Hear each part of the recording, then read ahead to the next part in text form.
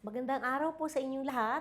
Muli po si Dr. Grace Carol P. Beltran, your dermatologist, dermatologic and aesthetic surgeon, your obesity resource person, and genetologist. Ang pangalawa pong topic natin ngayon ay tungkol din sa laser. Yung tinatawag natin na dual mode laser, which includes your pico laser and your diode laser.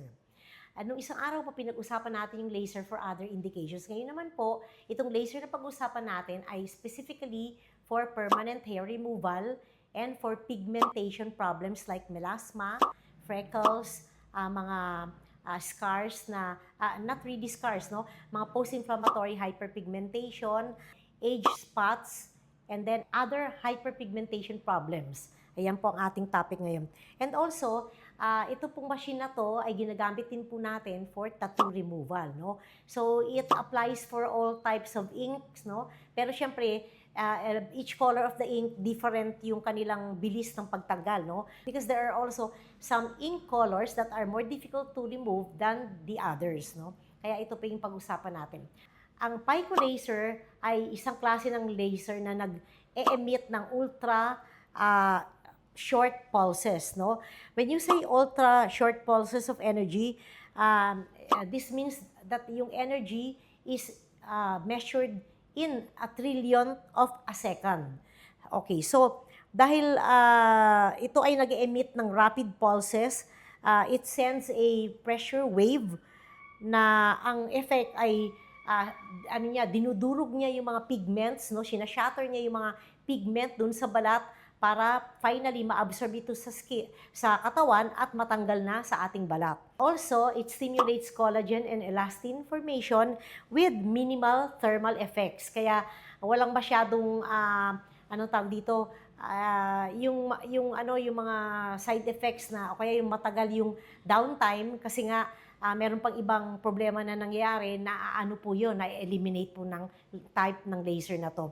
And then it also has a just like the previous laser that I discussed, mas faster yung recovery and it is indicated for all skin types. Hindi kagaya ng ibang laser na for white skin people lang, for skin type 1, 2, 3 lang, gano'n, no? Ito, you can use it for all skin types of different colors, no? Ayan. So, ngayon for the laser naman, it is specifically intended to target melanin in the hair follicles. Kapag tinarget mo yung melanin sa hair follicle, ang effect nito is that the laser will be absorbed by the melanin and now the heat will damage the hair follicle structure and prevents the recurrence of the growth of the hair. Okay? So, this is a permanent hair removal that targets the melanin on the hair follicle and on which